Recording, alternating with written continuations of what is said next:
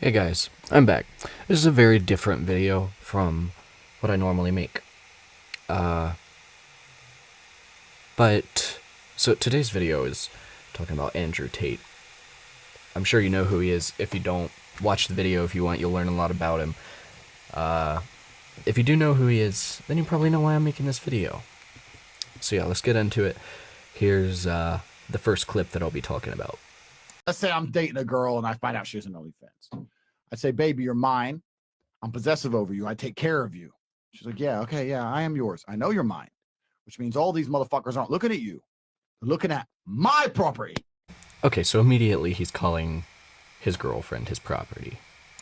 So I want to know how much money we've made. Because I ain't having you showing my titties that I own and not paying me something. Now, out of respect to your man, me, if you understand that you're my property, you belong to me, and you want to make a little bit of money showing my titties, that's fine. But I want my fucking cut. Okay, so calling a woman his property. And then immediately, if you're going to show yourself on the internet, like, if you ask me, that should be a consensual thing. If my partner were to do OnlyFans, I would say, like, yeah, just, like, show me what you're going to upload. You know, I might not be comfortable with some things. There's some things I might be comfortable with. I want you to make some money, you know? Be financially stable, you know? I'm not going to ask for a cut of his money. That's his work. That's his work, not mine. Okay? It doesn't matter if it's a boy, girl, or otherwise. That is his work, not mine. I had nothing to do with it. Nothing to do with it. Okay? And I can understand, you know? Like, I can understand being possessive and things like that.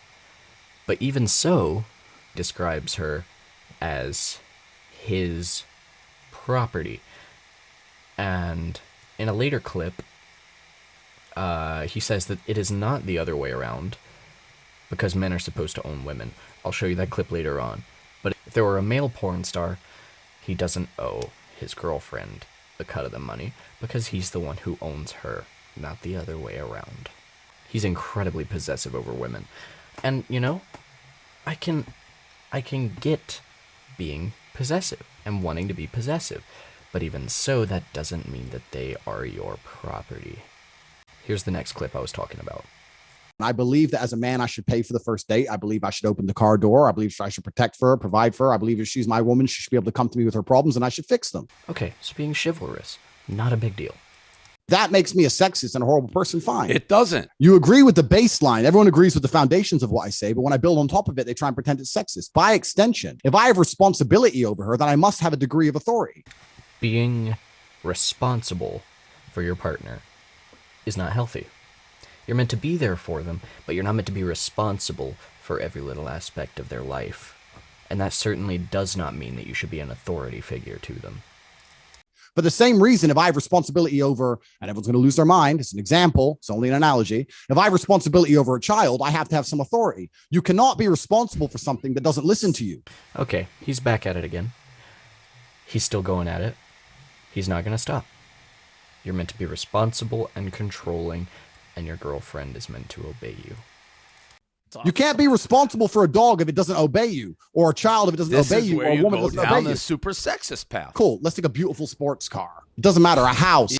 And as this guy says here in just a second, he's now referring to women as objects that you own. Yeah, that didn't help. Whatever. It doesn't matter. Whatever I'm responsible for, object. I have to have a degree of authority over. You get to a point, I would think, where there's mutual respect. So there isn't like the authority. It's a give and take on a healthy relationship. Correct. A healthy relationship has mutual respect. So in a healthy relationship, the man will say X and the woman will say, yeah, I agree with that. Okay, I won't do it. I'm not saying it has to be a command orders. I'm not saying that. Actually, that is exactly what he's saying. Exactly what he's saying. You notice how he didn't say a single thing about a man having to obey what a woman says? Did you notice that? Did you pick up on that? The complete absence of any sort of authority that a woman may have over a man, the way he thinks that a man should have authority over a woman. He didn't say anything like that. Now let's move on from how he feels about women. Let's look at some of the other things he said. I don't believe in depression. I do believe in depressing. The idea of clinical depression as a disease, I reject absolutely, and I do not believe in. Okay. Come on now. I battled clinical depression my entire life. Still do to this day. If there were no such thing as clinical depression, then why are there pharmaceutically administered medications, such as what I'm on, Lexapro, or other people are on things such as Lamictal, or other antidepressants, or psychotic stabilization medications? If depression isn't real, then why do those exist?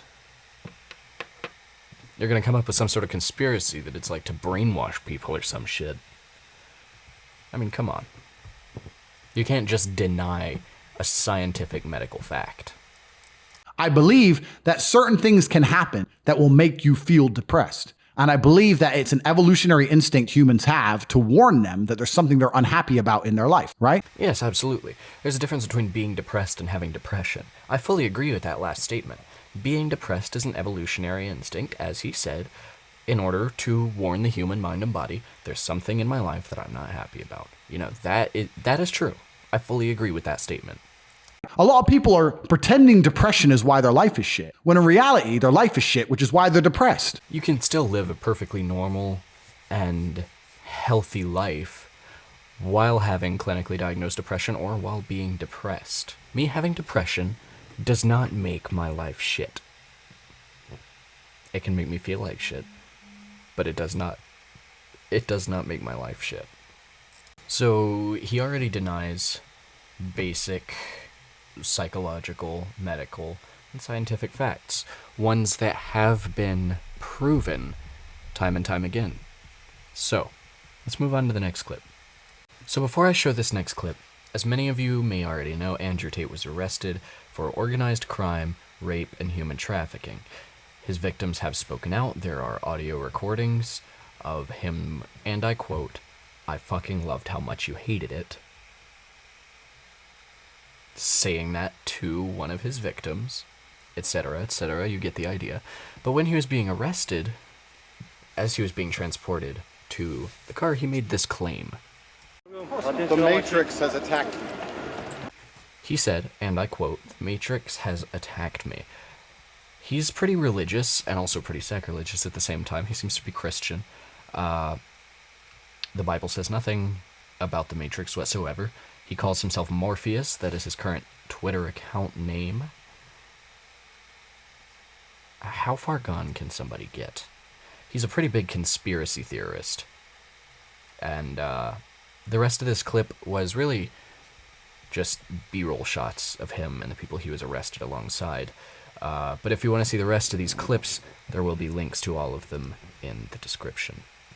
Alright, I'm going to leave this video here. There's more that I could talk about concerning Andrew Tate, but it's starting to piss me off because I'm just starting to find out more and more stuff about him, starting to realize that he's a lot worse than I thought he was. Do your own fucking research. I'm out. Thanks for watching.